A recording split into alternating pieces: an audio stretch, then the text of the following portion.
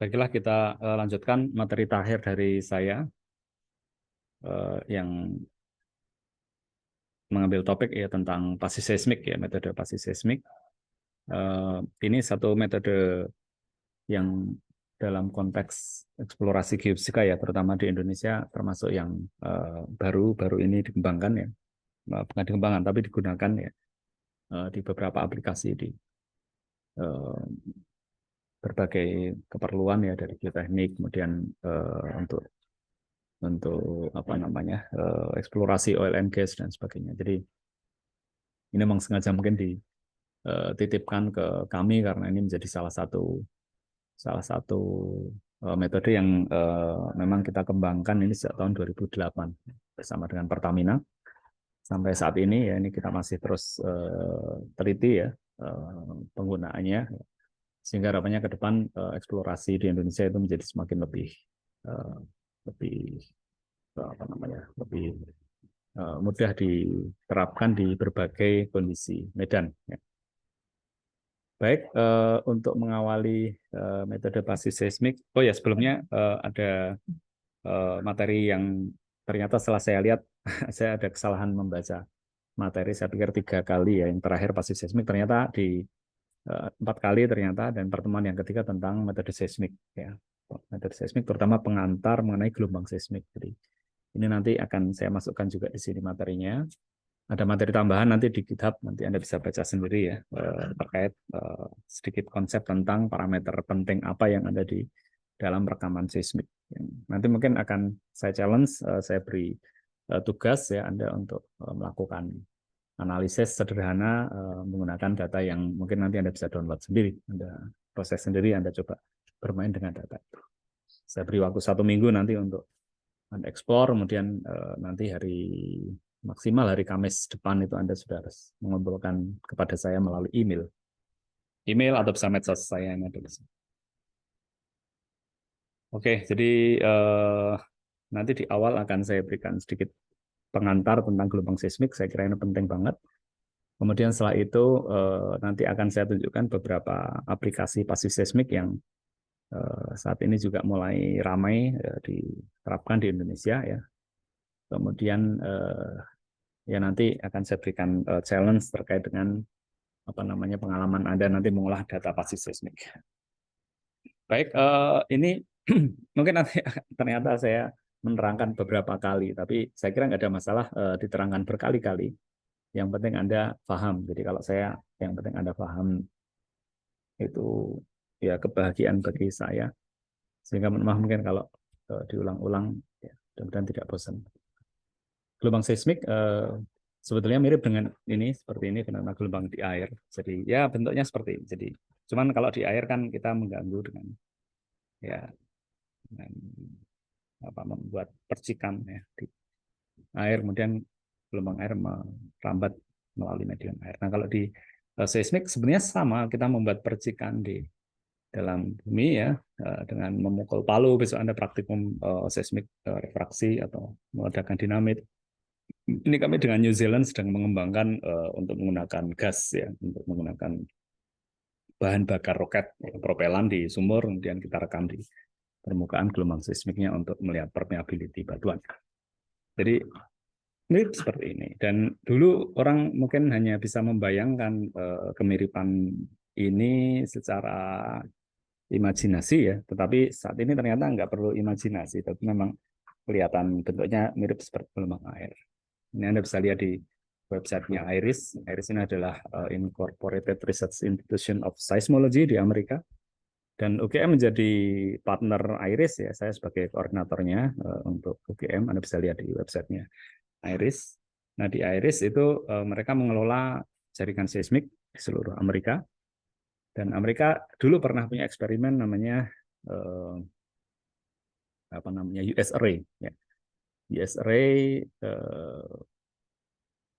yang dipasang ini tahun 2007 sampai 2013 tuh, dan apa namanya ISR ini ada ribuan sensor ya dipasang di Amerika di grid gitu. Kemudian yang menarik adalah ternyata kita bisa melihat perambatan gelombang seismik itu pada saat terjadi gempa. Jadi ini contohnya Gulf of Mexico di sini Gulf of California, Meksiko di bawah.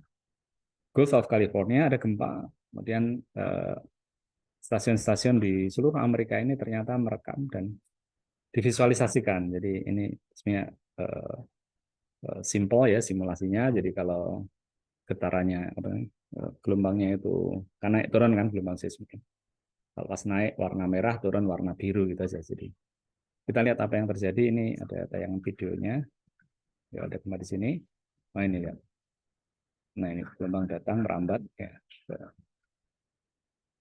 Ini mirip gelombang air ya. Persis sekali. Jadi memang seperti itu. Cuman kalau gelombang seismik nanti tidak hanya 2 dimensi di permukaan, tapi juga ya 3 dimensi seperti kulit bola yang mengembang semakin besar. Ya, jadi itu bedanya.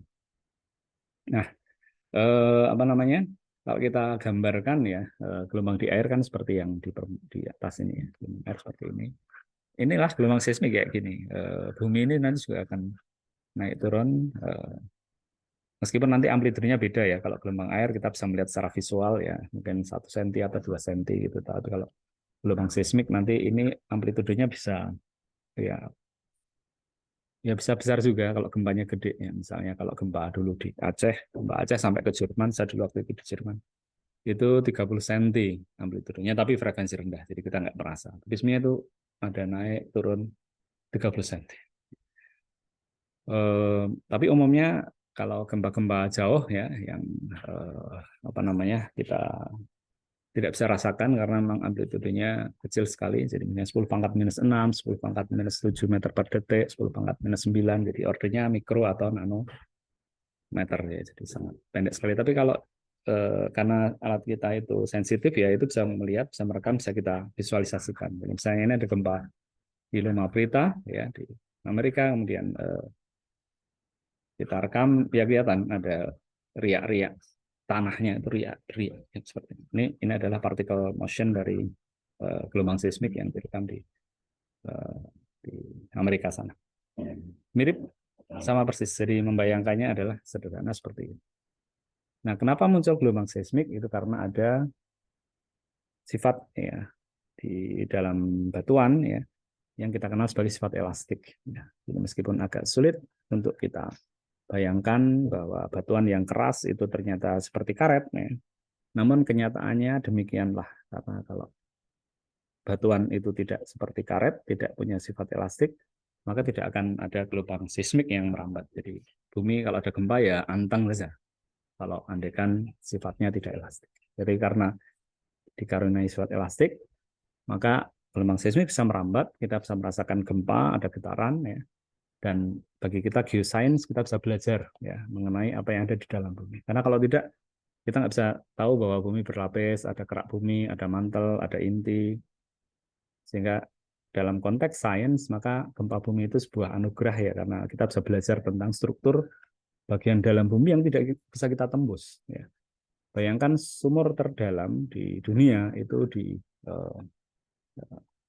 Jerman KTB itu mungkin sekitar 9 kilo dia bisa nembus. Kalau di Rusia itu 11 kilo konon ya.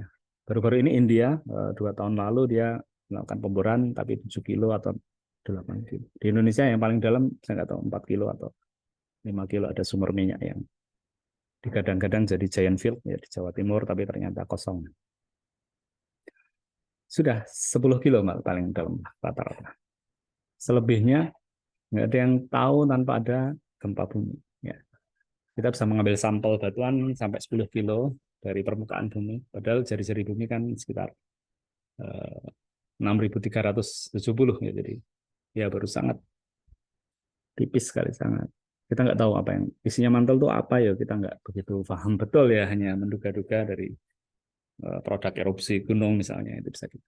Atau dari apa namanya benda langit gitu kan ada meteor kita pelajari asumsinya ya itu isinya sama dengan apa yang di dalam bumi. Nah yang seperti itu nanti menjadi challenge bagi kalian geolog ya untuk mengeksplorasi apa yang ada di dalam bumi ya. Untuk kepentingan manusia untuk energi dan sebagainya yang dulu pernah saya rasakan. Nah secara laboratorium bisa diukur tadi sifat karetnya batuan kecil sekali memang ordernya tetapi ada sifat itu. Pada range tertentu, range gaya atau tekanan tertentu dia punya sifat elastik gitu. Makanya tadi gelombang seismik bisa merambat, gempa bumi ada gitu. Karena ada sifat ini. Nah, sifat ini bisa diukur karena memang ternyata dia menghubungkan apa namanya stres. Stres itu gaya persatuan luas dengan strain. Strain itu adalah perubahan bentuk. Nah, perubahan panjang, perubahan lebar, perubahan diameter. Yang itu bisa kita ukur semua. Kalau kita bisa mengukur perubahannya, kita bisa mengukur gayanya, saya bisa tahu sifat elastiknya. Kira-kira seperti itu. Hubungannya linear pada range tertentu. Kalau ditulis lengkap, ini sebenarnya nggak begitu. Tapi ya oke lah, ini yang paling lengkap. Ya. Ada 1, 2, 3, 4, 6, yang lengkap 81 komponen. Ini kita yang 36 komponen. Jadi yang lengkap itu 3/4 ya, 81. Tetapi disederhanakan ilmu pengetahuan manusia ya karena terbatas ini selalu disederhanakan ya, karena kalau kita mau memodelkan sifat batuan tadi secara utuh ya mungkin perlu effort yang sangat besar ya kalau misalnya dibuat komputasinya nanti komputasinya berat dan sebagainya maka itu disederhanakan. Nah meskipun dengan cara yang sederhana pun kita sudah bisa banyak tahu tentang sifat medium bumi ya. Apalagi nanti kalau lengkap seperti ini. Nah tantangan kita adalah menambah semakin ke sini semakin lengkap ya. Dulu kalau eksplorasi seismik di geofisika kita mengasumsikan dia homogen isotrop, dia akustik. Hanya ada gelombang P wave saja, padahal ada P sama S, ada surface. Itu diabaikan cuma P wave saja, akustik, pressure, padahal elastik itu ada sifat nanti yang shearing, jadi tidak hanya yang translasi tapi juga ada yang rotasional juga. Nah itu belum diakomodasi. Nah teknologi sekarang kalau seismik, kalau dulu 1 komponen, sekarang sudah 3 komponen. Mungkin ke depan lagi ada 6 komponen karena tambah rotasi. Jadi ya pengetahuan selalu berkembang ya seiring dengan teknologinya semakin maju, sensornya juga semakin banyak opsinya, kita bisa mengukur rotasi. Kemudian apa namanya? Yang terbaru besok pakai pakai kabel jadi nggak perlu pakai alat seperti yang sekarang digunakan namanya geofone yang kita tanam ya, tapi cukup menggunakan kabel aja cukup karena ternyata kalau kita bisa menghitung beda fase ya gelombang yang melalui kabel itu kita bisa tahu getarannya juga. Nah, secara matematik juga akan berkembang nanti ini semakin banyak ya. Sekarang masih pakai ya rata-rata tiga variabel saja ya. Nanti konstanta elastiknya ada modulus yang ada densitas, ada shear modulus, ada bulk modulus, jadi ada hanya beberapa saja. Ya, ke depan akan mungkin lebih banyak lagi sehingga tidak hanya sifat isotrop saja tapi juga sifat anisotrop itu bisa diidentifikasi ya. Ini beberapa sifat elastik yang sering dipakai di geofisika ya. Yang pertama yang disebut dengan Young modulus. Dan nanti bisa pause ini ya, terus nanti Anda baca lagi. Ini berkaitan dengan sifat apa namanya atau perubahan bentuk ya secara linear ya, searah dengan arah gayanya. Kemudian ada bulk modulus dia yang volumetric change. Kalau Poisson rasio ini rasio antara yang linear yang searah dengan gaya yang tegak lurus gaya. Ya, ini umum dipakai. Nah ini sekarang membantu sekali kalau eksplorasi di hidrokarbon karena dengan sifat ini saya bisa tahu tidak hanya strukturnya, tetapi juga saya tahu di situ ada fluidnya dan apa sifat fluidnya. Nah, elastic constant tadi itu dia yang mengendalikan atau yang mengatur kecepatan rambat gelombang seismik. Jadi saya sampaikan ada 2 jenis gelombang yang bisa merambat di medium elastik, yaitu gelombang P atau pressure wave atau primary wave dan gelombang S atau shear wave atau secondary wave ya, yang masing-masing punya karakteristik yang berbeda. P wave dia searah dengan arah perambatan ya, bentuk perubahan deformasinya. Yang S wave dia tegak lurus arah perambatannya. Kecepatannya beda. Yang P wave lebih cepat ya. Yang S wave dia lebih lambat dari P wave. Jadi mungkin sekitar 1,5 kalinya ya 1,4. Yang P wave-nya. Jadi kalau yang S wave-nya jadi 0,7 sekitar 0,7 kali P wave. Kira-kira seperti itu. Tergantung sifat materialnya. Nah, kalau kita tahu sifat elastiknya, saya bisa tahu jenis batuannya. Nah, sifat elastik ternyata berhubungan dengan kecepatan. Nah, ini mempermudah pekerjaan geofisika karena kita cukup mencari kecepatan rambat gelombang seismiknya. Saya bisa tahu sifat elastiknya. Begitu tahu sifat elastiknya, saya bisa tahu batuannya. Jadi dengan metode seismik, pada akhirnya nanti saya bisa mengetahui sifat batuan yang ada di bawah. Kira-kira seperti itu.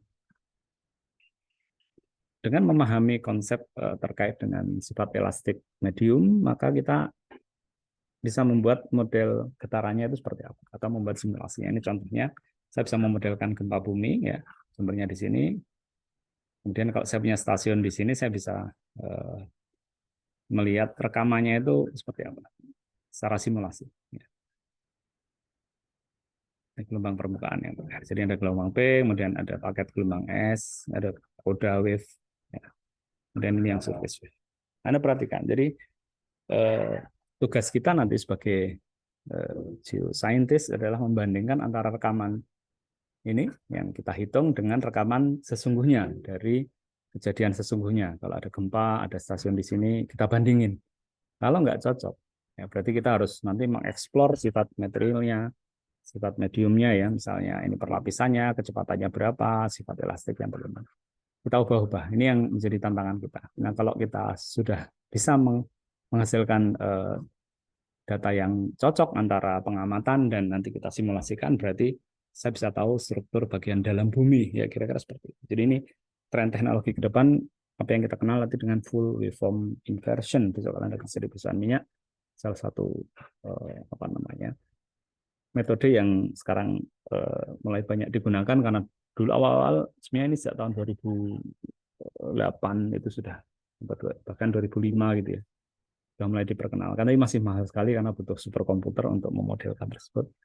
Sekarang sudah semakin murah karena banyak tool-tool yang apa namanya mudah diakses dan kecepatan komputer sekarang juga sudah semakin bagus.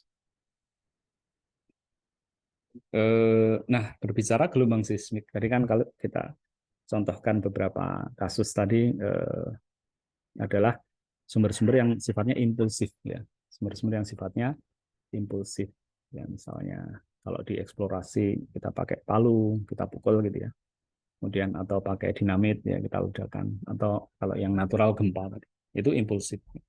Tetapi sesungguhnya sumber getaran seismik tidak hanya yang sifatnya impulsif, tetapi juga yang sifatnya dia continuous ya. Misalnya natural sources seperti ini ya, misalnya di sini contohnya slow earthquakes triggered by typhoon ya, jadi ada typhoon juga bisa mengenerate getaran gitu kan. Nah, getaran di tempat yang mungkin tidak stabil itu bisa men-trigger getaran yang lain. Jadi kira-kira seperti itu. Jadi di sini saya ingin menekankan bahwa sumber itu ada yang sifatnya impulsif, ada yang continue, ada terus. Misalnya selain typhoon juga gelombang laut gitu ya. Misalnya di Parangtritis Anda sering lihat ada ombak. Ombak itu juga nanti menggerakkan medium bumi ya, bergetar ya. Sehingga meskipun saya di Jogja, jaraknya mungkin 30 kilo, saya bisa monitor tuh ombak di Parangtritis karena saya punya sensor yang sangat sensitif. Jadi saya tahu arah getarnya dari mana. Misalnya ada badai di Australia itu kita juga bisa monitor kalau saya punya sensor gempa di sini. Jadi sensor gempa itu tidak hanya bisa dipakai untuk monitoring gempa, tapi juga misalnya ada badai di laut itu bisa kita monitor karena saking sensitifnya. Dan ini hanya sekedar ilustrasi saja bahwa aplikasi geoscience itu tidak hanya murni untuk diterapkan di geoscience, tapi juga bisa masuk ke aspek-aspek lain. Misalnya di sini masuk ke isu terkait dengan makroekonomi ya, pertumbuhan ekonomi, tingkat kemakmuran itu bisa diukur secara geoscientist ya. Di sini menggunakan sinyal getar. Karena semua berhubungan ya. Kita ingat dulu waktu pandemi kita nggak keluar ya, kita bisa melihat betapa banyak sekali bisnis yang kolaps karena pandemi. Ya. Kemudian pandemi selesai, mulai menggeliat lagi. Nah itu semuanya terukur dengan getarannya. Ya. Semakin banyak orang diam, ya semakin bumi ini juga diam, tapi semakin banyak orang berlalu lalang. Jadi lalu lalang atau aktivitas manusia sebagai parameter yang mengganggu getaran, dan itu bisa dikaitkan dengan aktivitas perekonomian di situ. Ya, itu saya kira make sense, semakin rame pasti ya ekonomi semakin bergerak. Semakin sepi, ekonomi ya semakin sepi juga.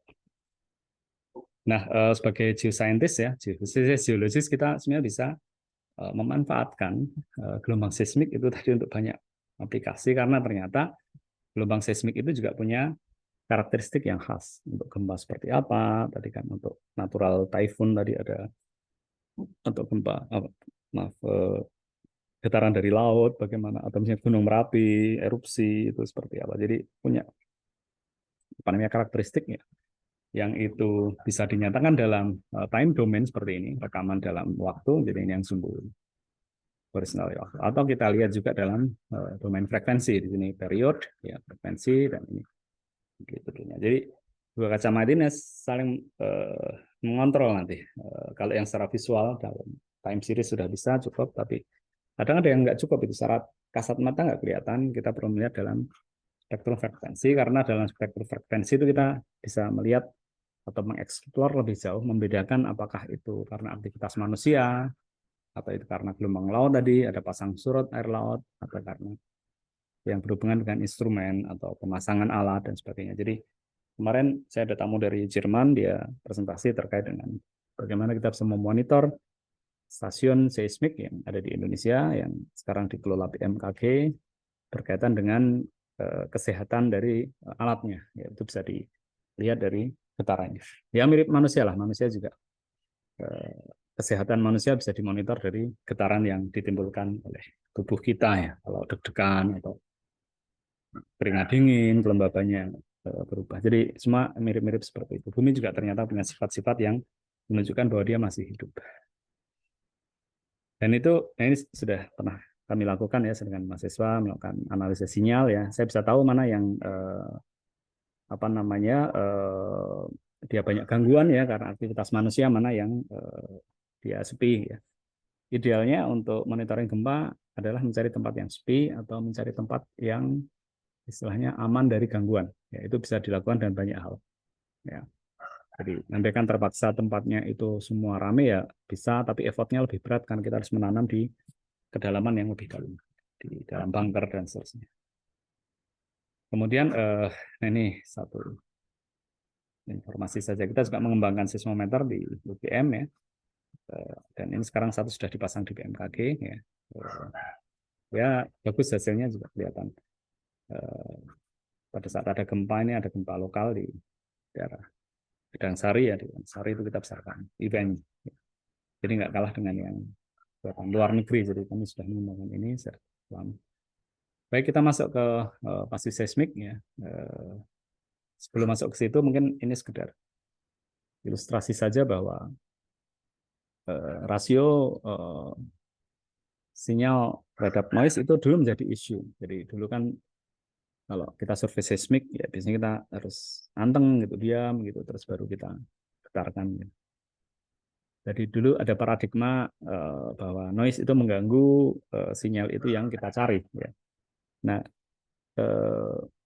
ternyata paradigma itu sekarang mulai bergeser karena ternyata gangguan-gangguan yang kita anggap sebagai noise itu bisa jadi justru dia membawa informasi.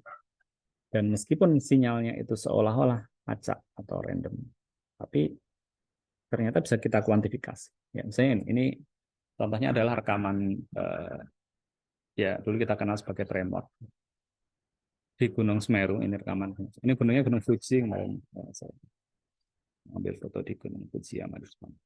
Ya, ini hanya ilustrasi saja bahwa dari noise tadi yang seolah-olah acak itu bisa kita kuantifikasi, tetapi tidak kita lihat dalam kacamata time, tapi spektrumnya. Spektrumnya seperti ini, Anda lihat. Spektrumnya seperti ini. Saya ganti yang laser pointer ya. Ini Anda lihat di sini, ini frekuensi kan, frekuensi ini waktu. Frekuensinya ternyata dia harmonik. Harmonik. Ini suatu fenomena alam ya, yang membuka insight. Ya, ternyata dia kelihatannya random, tetapi dia harmonik. Harmonik itu artinya dia punya frekuensi dominan dan frekuensi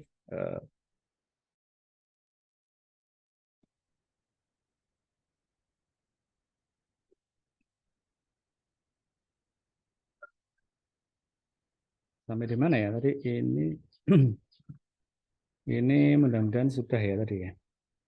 Kalau enggak nanti mungkin eh, saya tambahkan sedikit ya melalui grup. Mohon maaf tadi eh, saya tethering tadi, jadi tethernya HP-nya mati. Ini tadi saya ulang sampai di sini ya. Jadi tadi saya jelaskan bahwa ternyata eh, atau kita lihat dulu ya, ini mudah-mudahan terekam ya. Saya cek dulu. Ini saya close dulu, saya masuk ke Zoom. Ini